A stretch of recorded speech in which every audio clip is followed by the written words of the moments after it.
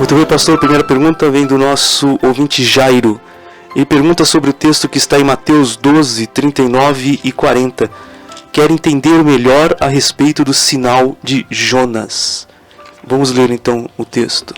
Mas ele lhes respondeu e disse: uma geração má e adúltera pede um sinal, porém não se lhe dará outro sinal senão o do profeta Jonas. Pois como Jonas esteve 3 dias e 3 noites no ventre da baleia, assim estará o Filho do Homem 3 dias e 3 noites no seio da terra. Nós encontramos durante todo o ministério realizado pelo Senhor Jesus Cristo que sempre houve oposição por parte dos judeus, da liderança religiosa, e por fim, num tipo assim de desafio, pediram um sinal, dando a ideia de que, com um sinal manifesto, eles poderiam reconhecer que Jesus realmente era o Messias que se falava nas Escrituras do Antigo Testamento e que isso levaria a crer no Senhor Jesus como tal. Jesus conhecia o coração das pessoas com quem falava. E ele então abriu seus lábios e disse: uma geração má e adúltera pede um sinal. Na verdade, eles não estavam querendo um sinal, eles estavam querendo a rejeição de Jesus Cristo, que se tornasse pública, para que o povo em geral não o aceitasse como Messias.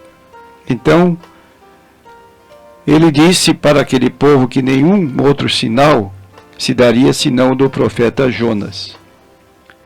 Fica claro nessa passagem que Jesus ratificou o relato do Antigo Testamento a respeito de Jonas como fato histórico. Hoje há pessoas que, quando querem contestar a Bíblia, citam o livro de Jonas como se fosse uma espécie de lenda, de um mito, mas não como verdade histórica. E Jesus, com a sua autoridade, ratifica que, na verdade, o relato de Jonas era um fato histórico.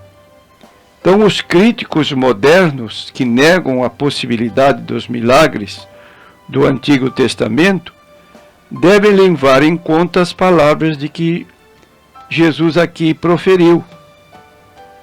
Porque em João 12, 48, está escrito que Jesus, a ele caberá o julgamento, serei julgado pelas palavras que vos tenho dito.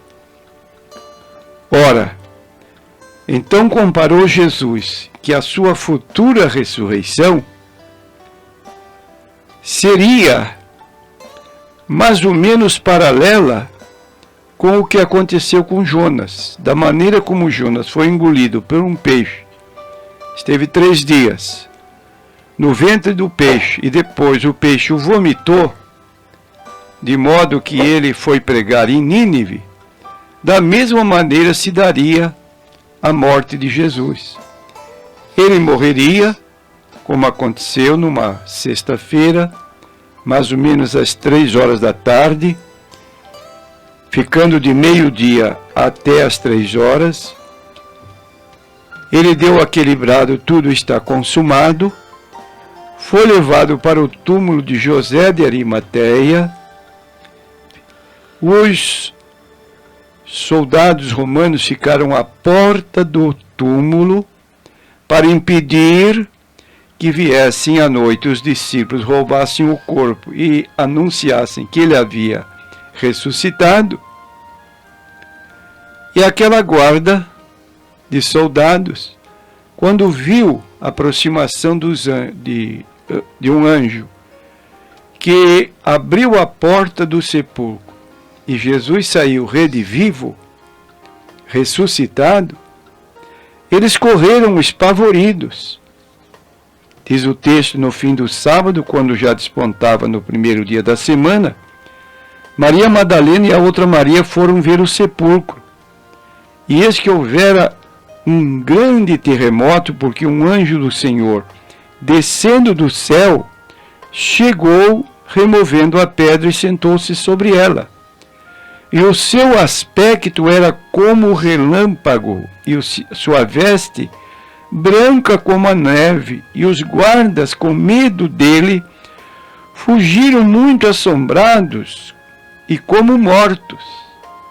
Mas o anjo, respondendo, disse às mulheres: não tenhas medo, pois eu sei que buscais a Jesus, que foi crucificado. Ele não está aqui, porque já ressuscitou, como tinha dito. Vinde e vede o lugar onde o Senhor jazia. Ora, então os soldados correram espavoridos e foram à cidade dar notícia. No versículo 11 do capítulo 28 diz: e quando iam, eis que alguns da guarda, chegando à cidade, anunciaram aos príncipes dos sacerdotes todas as coisas que haviam acontecido. E congregados eles com os anciãos, e tomando conselho entre si, deram muito dinheiro aos soldados, ordenando: dizei, vieram de noite os seus discípulos, e dormindo nós, o furtaram. Aqui está. Eles não pediram sinal para crer. Jesus não disse ou não contou o sinal do profeta Jonas. 3 dias submerso no ventre do peixe, agora ele é lançado fora. Da mesma maneira, Jesus, 3 dias, contando parte de sexta-feira, sábado e parte de domingo pela manhã, ele agora ressuscita.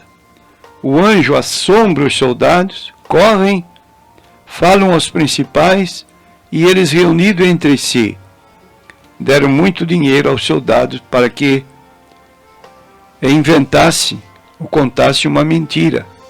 Vieram de noite os seus discípulos, e dormindo nós o furtaram. Olha que mentira tão clara. Ora, que se estavam dormindo, como poderiam saber que os discípulos vieram e furtaram o corpo? E isso significa que, na verdade, os líderes judaicos religiosos não tinham vontade de crer.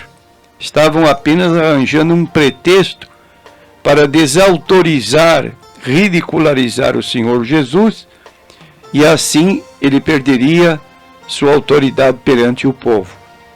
Hoje também se dá o mesmo. Pessoas teimosas, recalcitrantes, que não aceitam a verdade do Evangelho e ainda ridicularizam, procuram negar a verdade bíblica e se mantêm nesse endurecimento, nessa incredulidade. Isso é o que o registro da Bíblia traz para nós. Pessoas teimosas, rebeldes, contradizentes, que alegam poder crer se certa coisa for feita, mas na verdade é apenas uma maneira sutil de mostrar a sua incredulidade. E quando Jesus mandou pregar, ele disse: quem crer e for batizado será salvo, mas quem não crer será condenado.